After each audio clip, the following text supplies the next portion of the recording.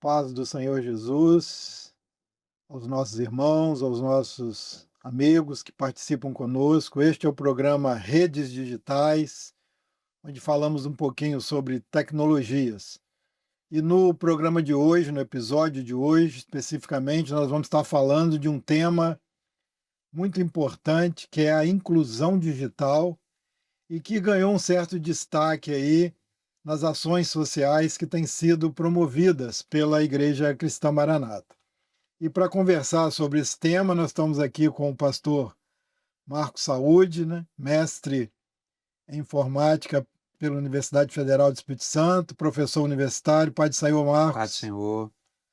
nosso irmão Luiz Claubert também, auditor fiscal auditor federal, perdão, em tecnologia da informação, graduado em gestão de projetos, pós-graduado em gestão de projetos e graduado em ciência da computação e também professor universitário, né, Luiz? A paz do Senhor. Pai do Senhor a todos. Estamos também aqui com a Bruna Soares, estudante universitária em tecnologia em análise e desenvolvimento de sistemas e que participou aí ativamente das ações sociais promovidas pela Igreja Cristã Maranata. Sim. Pai do Senhor, Bruna. Pai do Senhor, pastor. Bem, nós vamos iniciar aqui perguntando aos nossos irmãos o que é, afinal, inclusão digital e por que ela foi incluída nas ações sociais promovidas pela Igreja Cristã Maranata. Inclusão digital, né? Quando nós olhamos o marco civil da internet lá em 2014, nós vemos que havia uma previsão em termos de governo para que essa inclusão ela acontecesse, até porque as pessoas elas já tinham acesso aos dispositivos eletrônicos, né? Os smartphones tornavam-se cada vez mais comuns, computadores, né, desktops, notebooks, e isso passou a fazer parte do dia a dia da população, da sociedade. Agora, a pessoa tinha acesso ao dispositivo, mas não sabia como utilizá-lo. Então, e é interessante que o 2014 está relacionado ao Marco Civil, que foi uma lei que foi construída num intervalo de tempo, mas nós vemos, e se a gente retroceder 2 anos antes, nós vemos que 2012 foi um ano chave em relação à questão do digital, né? Então, a inclusão digital ela está relacionada ao que é digital.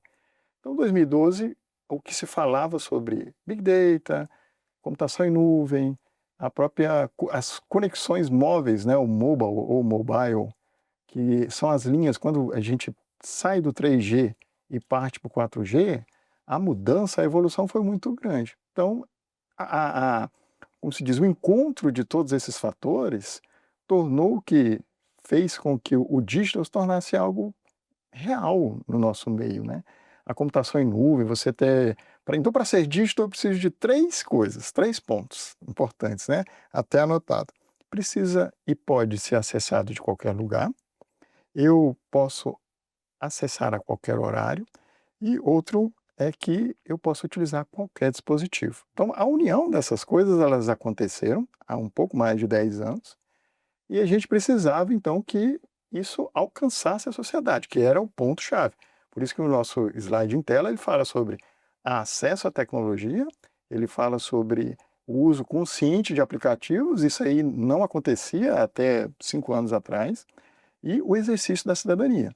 Então, em 2020, nós vimos que teve uma reviravolta. Todas as pessoas em casa, nós tínhamos um grupo bancarizado de em torno de 70 milhões de pessoas, e de uma hora para outra, nós vimos que foi incluído, né, no mundo digital, especialmente relacionado a bancos, mais 80 milhões de pessoas. Então, 80 milhões de brasileiros foram incluídos, e a gente precisava realizar um trabalho.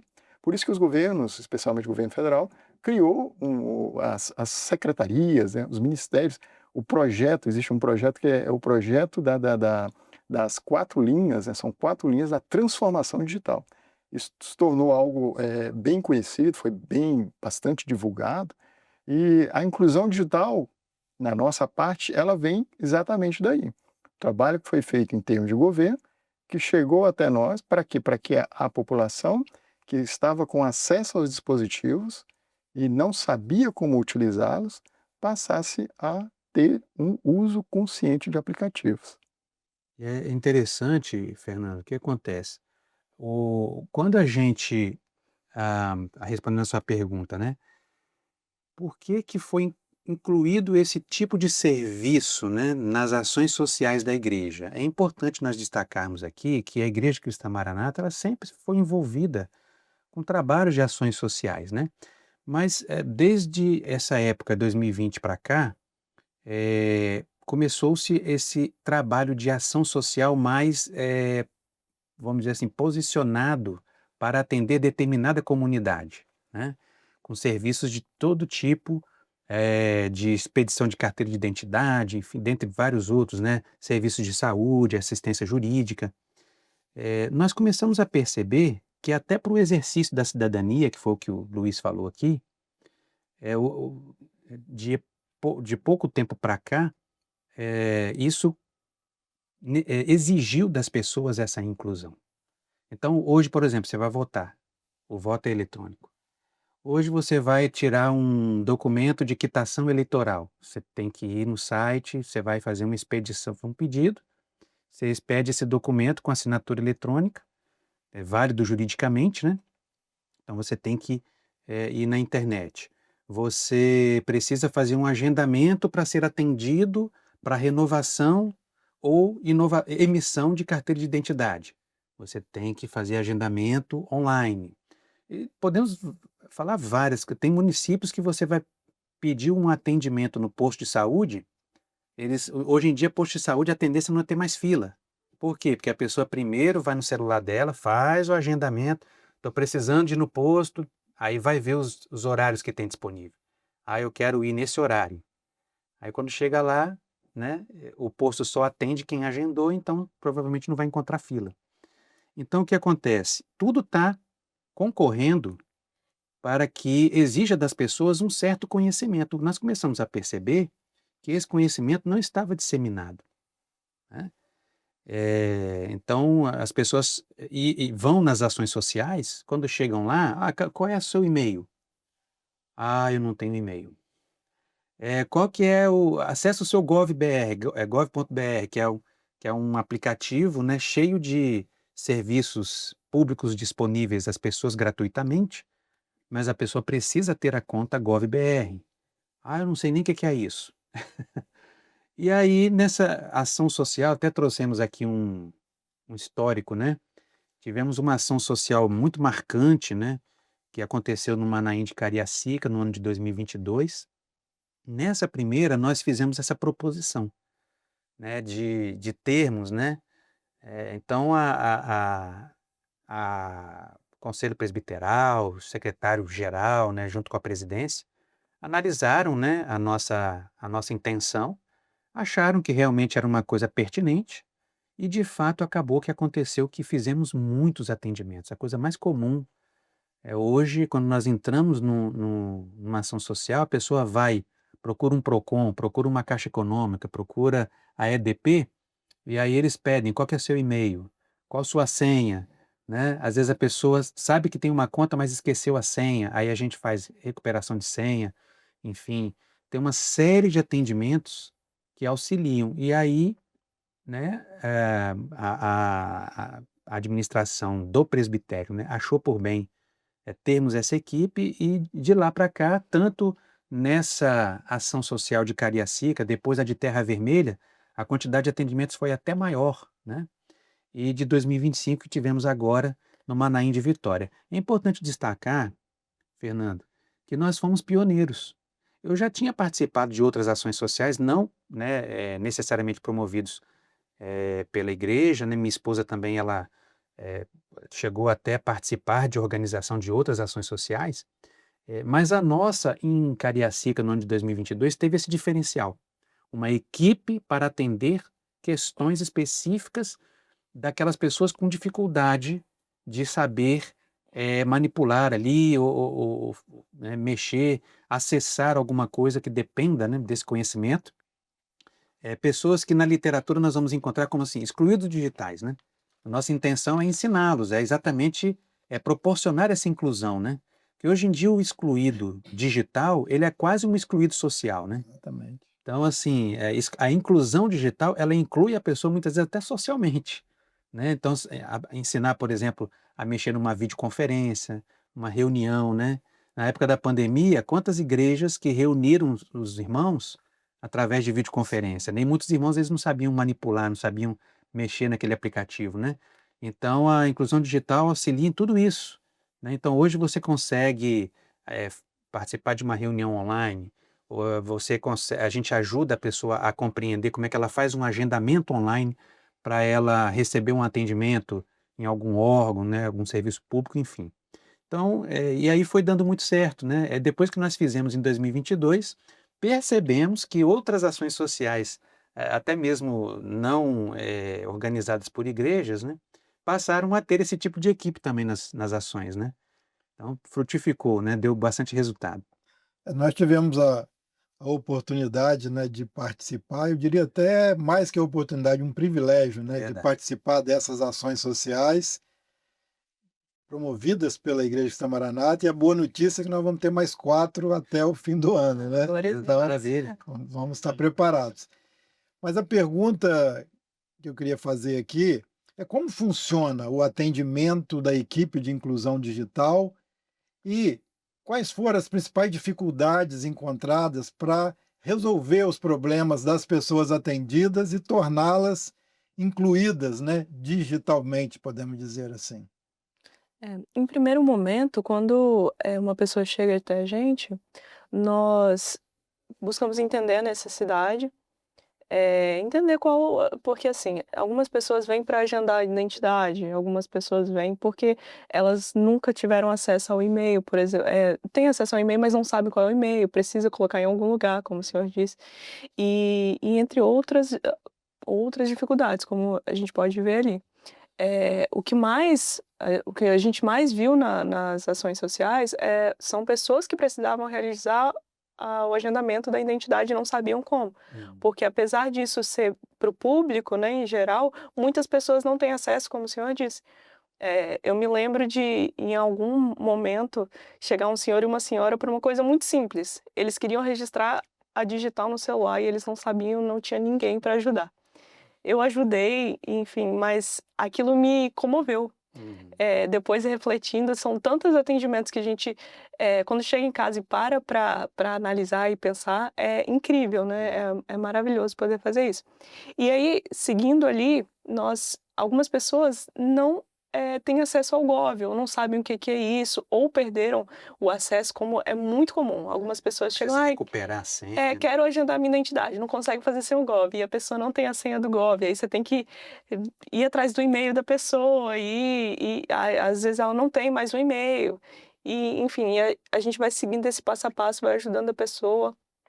Algumas pessoas, elas não sabem que para tudo depende do Gov. Então, algumas pessoas vêm querendo tirar carteira de trabalho, querendo emitir um comprovante de situação cadastral, entre outras situações, como, por exemplo, consultar a restrição no site, né, Serasa.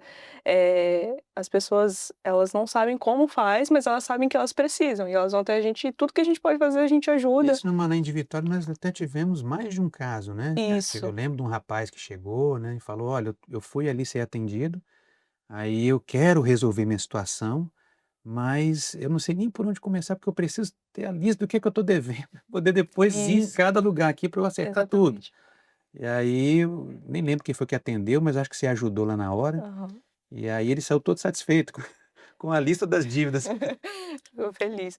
Mas, em geral, todo tipo de atendimento que nós somos capazes de ajudar, a gente em nenhum momento, é muito difícil de resolver isso, a gente sempre tenta ajudar, sempre tenta fazer o possível. Nem que tenha que pegar o celular da pessoa, explicar para a pessoa, a gente faz o Teve o possível. caso de um senhor lá que chegou, né, aí eu fui explicar para ele a questão de agendamento online, né, aí eu falei: "Olha, não está tendo mais vaga agora no momento, mas amanhã abre novas vagas, então eu vou ensinar para o senhor o passo a passo".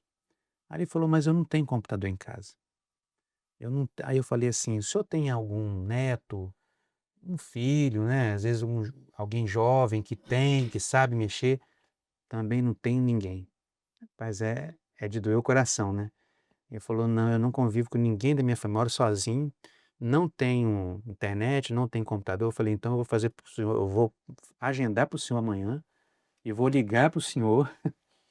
E aí no dia seguinte eu consegui, né, fiz para ele, aí liguei, ele ficou todo feliz, agradeceu demais, né, falou que estaria até visitando nossas igrejas, que ele ficou muito encantado com a ação social no dia, os louvores cantados ali, né, eh, Seu Antônio o nome dele. Então a gente fica, né, muito satisfeito também de poder atender, né. E em cima disso que a Bruna e você comentou, Marcos, como vocês avaliam o impacto disso, né, dessa inclusão na vida das pessoas que foram ali atendidas e também na vida de vocês que participaram e que ajudaram ali elas serem incluídas? Você está o caso de uma senhora que a gente auxiliou ela a ter acesso à CNH digital e também o CRLV dela, que é algo que é possível ser acessado pela conta do Gov.br.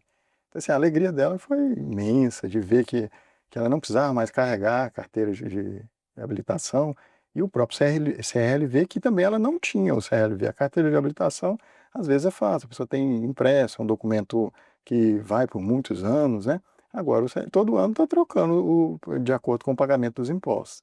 E um outro ponto importante também, falamos bastante sobre o e-título.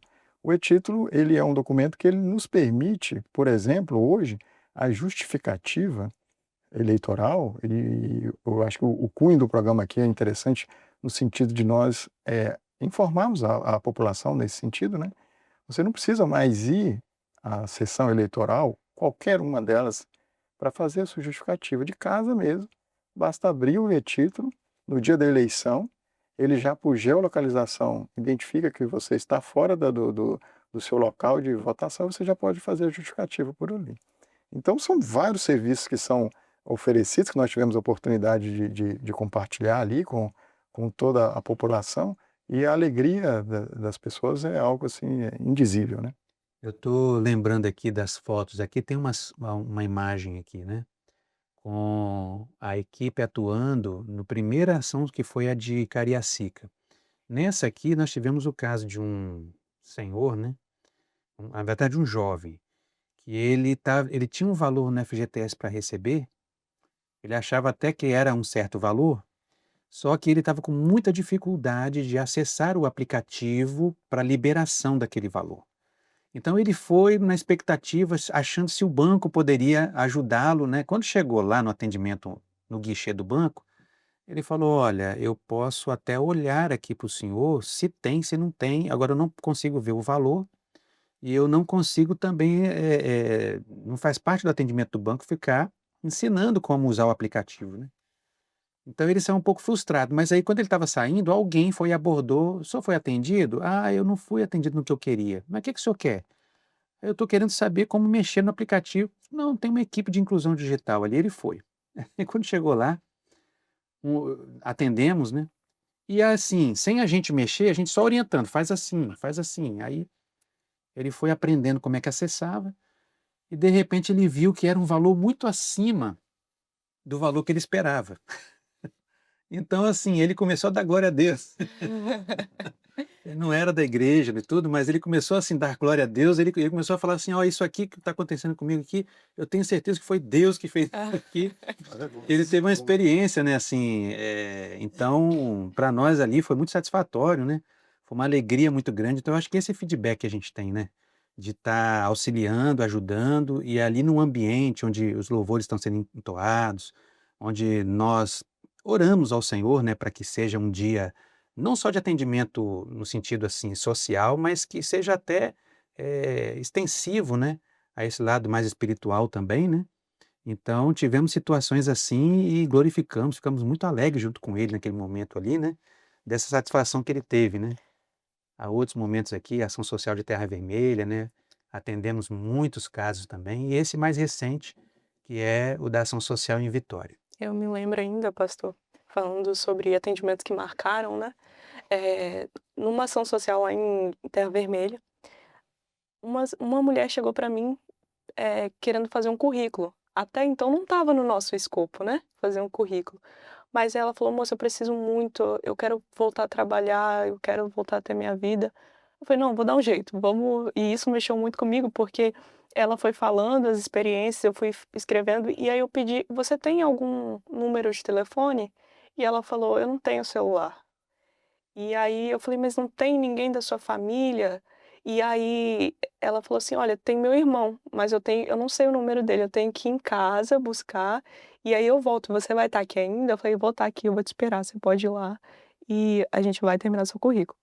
Aí ela foi, buscou o celular depois do almoço, o número, né, voltou depois do almoço, me passou o número, eu coloquei no currículo, imprimi algumas cópias, e ela foi feliz, e aquilo me marcou muito, porque é algo muito simples. Verdade. E às vezes a pessoa não é que ela, assim, às vezes ela não sabe fazer, mas às vezes ela também não pode pagar por cópias do currículo, entendeu. E isso me marcou muito. A gente percebe e sente, né, que a gente está também, evidentemente, realizando a obra, né. Porque é uma oportunidade, né, Fernando? A oportunidade de estar falando do Oh, Senhor ali, né, e exercendo, um dos grandes princípios, né, que é o amor ao próximo, né, do evangelho, né. Então, traz uma satisfação realmente pessoal muito grande também. a gente percebe, né, já encerrando aqui esse episódio, que a inclusão digital é muito mais do que um simples acesso Verdade. à tecnologia, né? Vocês relataram aqui experiências de quem foi atendido e a satisfação nossa, daquele que atendeu também, a alegria de poder ver a alegria do outro, ver a satisfação do outro. Então, ela é muito mais do que um simples acesso à tecnologia, é um resgate Hum. de cidadania para as pessoas, né? É uma questão de dignidade e, e o servir, né? O amor ao próximo, servir ao próximo, porque quem está ali participando está ali única e exclusivamente para servir. Verdade. E o ganho é isso, é ver as pessoas satisfeitas, felizes e atendidas naquilo que elas foram ali demandar.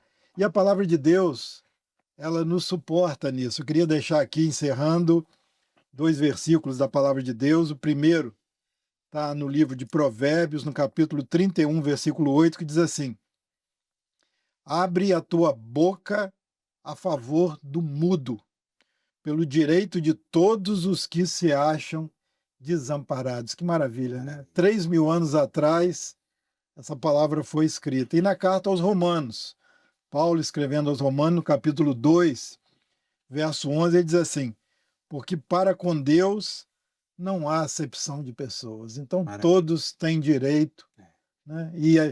E nós estarmos ali participando desta equipe, presente nas ações sociais, é um privilégio O para nosso cada um Deus de o nós, nosso né? Deus, né, Fernando, é um Deus inclusivo, né.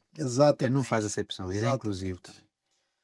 Então agradeço aí a participação dos irmãos, a paz do Senhor aos irmãos e a paz do Senhor aos nossos irmãos e amigos que participam conosco, e fiquem ligados na TV Manaim, e até o próximo episódio.